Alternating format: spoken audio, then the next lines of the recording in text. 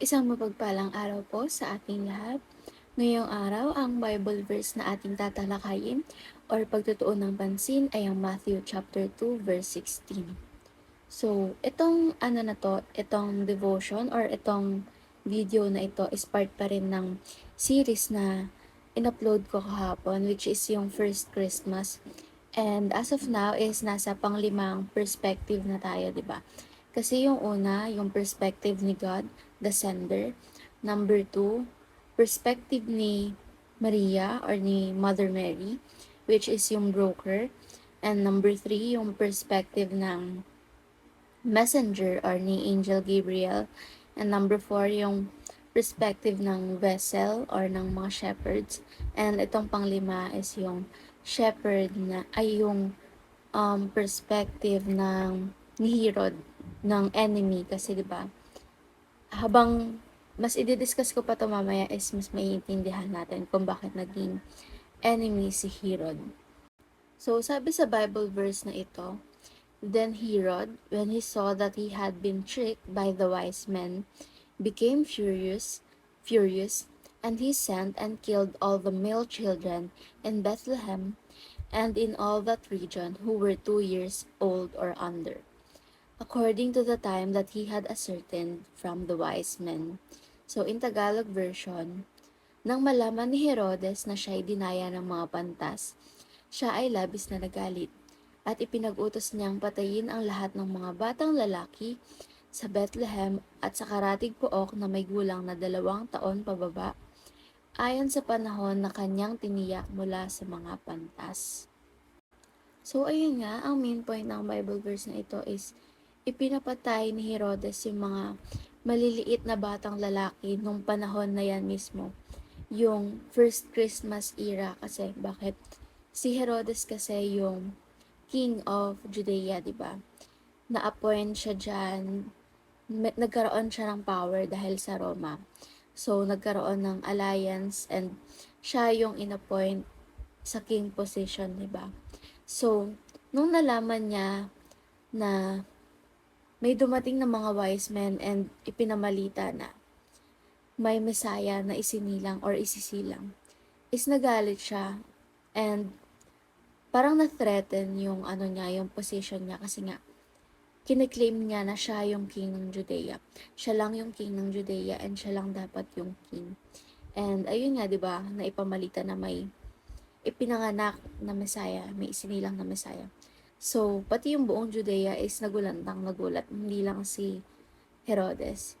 So, ang main point lang nitong Bible verse na ito is ipinapatay niya yung mga maliliit na batang lalaki, di ba?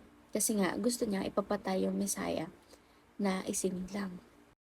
So, para mas maunawaan pa natin itong Bible verse na ito, proceed tayo sa ating teaching.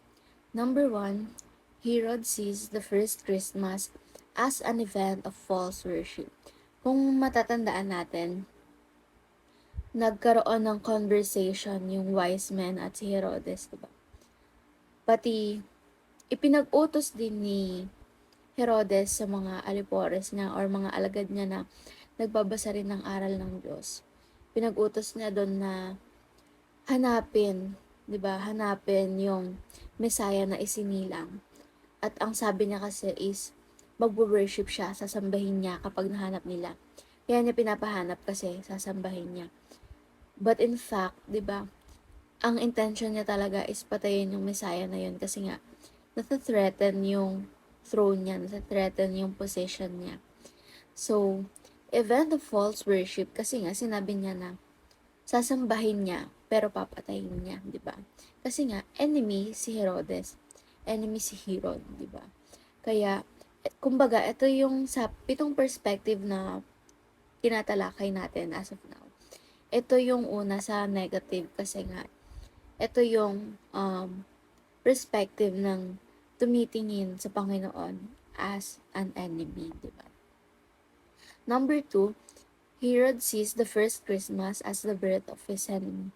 So, sino ba namang hindi, 'di ba? Kasi nata-threaten yung throne mo. So, kalaban talaga yung tingin mo sa Messiah na ipinamalitang isinilang or isisilang, 'di ba? And alam niya kasi na since siya yung hari ng Judea.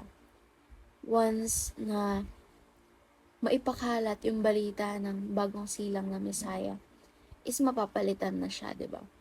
And ayun nga, Herod sees the first Christmas as the birth of his enemy, since ipinanganak yung Messiah na nagtuthreaten sa throne niya. And number 3, Herod sees the first Christmas as a threat of dethronement. So, ayun din yung ulit-ulit kong sinasabi kanina na ipinanganak yung Messiah na nagtuthreaten sa throne niya, which means na kapag kasi, yung Messiah na yon is yun yung panibagong maghahari sa Judea, di ba? Yun yung ikinakatakot niya. Ayun yung kinagagalit niya kasi nga, threat of dethronement. So, ngayon naman is proceed tayo sa ating application. Number 1, let us celebrate Christmas by renewing our commitment to Christ. So, dito sa application is hindi na lang to patungkol sa first Christmas. So, in every year that we celebrate Christmas, dapat we must take this opportunity to renew our commitment to Jesus Christ, di ba? Hindi lang yung basta tayo nagse-celebrate ng makamundong celebration, mag-iinom, kainan, di ba? Dapat pinakauunahin natin kung sino ba talaga yung center of focus ng araw na yon. Sino ba yung ipinanganak ng araw na yon? Bakit ba tayo nagse-celebrate ng Christmas?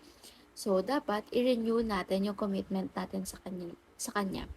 So, 'di ba tayo habang tumatanda tayo, is lagi tayong parang nag-iiba yung wish natin. So, ibahin natin si Jesus Christ na sa bawat paglipas ng araw ng kapanganakan niya, ang kailangan niya is yung renewed commitment natin sa kanya. Na ma-refresh and ma-renew yung commitment natin sa kanya. Number 2, let us celebrate Christmas by commemorating the birth of our King. So, the birth of our King, since yung may perspective ng Bible verse natin ngayon is Herodes, which is yung enemy, na sinasabing king din ng Judea. So, by commemorating the birth of our King, sino lang ba yung king natin? Sino ba yung nag-iisang hari natin, di ba? Si Jesus Christ. Siya lang yung dapat sinasamba natin. And araw niya yung kino-commemorate natin every Christmas. So, dapat alam natin kung paano i-celebrate properly yung Christmas, di ba? By renewing our commitment to Christ, by commemorating the birth of our King, the Lord Jesus Christ. And number 3, let us celebrate Christmas with thanksgiving and true worship. So, paanong true worship ba? Since, di ba kanina nabanggit yung false worship ni Herodes sa Messiah. Since sinabi niya na pinapahanap niya para sambahin, yun pala is may intention siyang patayin kasi nga threaten yung position or yung throne niya.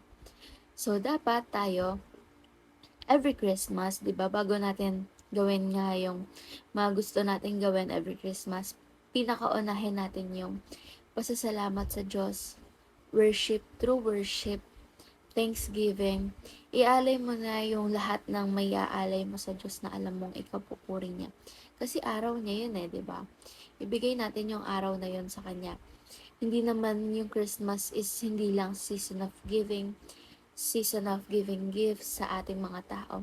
Season ng pamamasko, di ba? Kasi kapag nagiging ganun kasi yung celebration natin, parang umiikot na lang sa ating mga tao yung meaning or yung essence ng Christmas, di ba? Hindi natin nalalaman yung true essence of Christmas. So, mahalaga na alam natin yung true essence of Christmas. So, in that way, madali nating ma-apply yung mga application na ito sa sarili natin, di ba? Hindi lang din sa every Christmas, kundi sa araw-araw na buhay din natin. Kasi, kumbaga, magiging unconscious na sa atin yan di ba? Parang, wala na yan na iisipin mong, ay, dapat ganito yung gawin ko, ganyan. Kusa nang gagalaw yan sa'yo kasi andyan na yung presence ni Lord sa'yo, andyan na yung presence ni Jesus Christ sa'yo. So, dapat lagi natin tatandaan na alamin yung true essence of Christmas para ma-apply yung mga application na ibinibigay sa atin, di ba? Na itinuturo sa atin.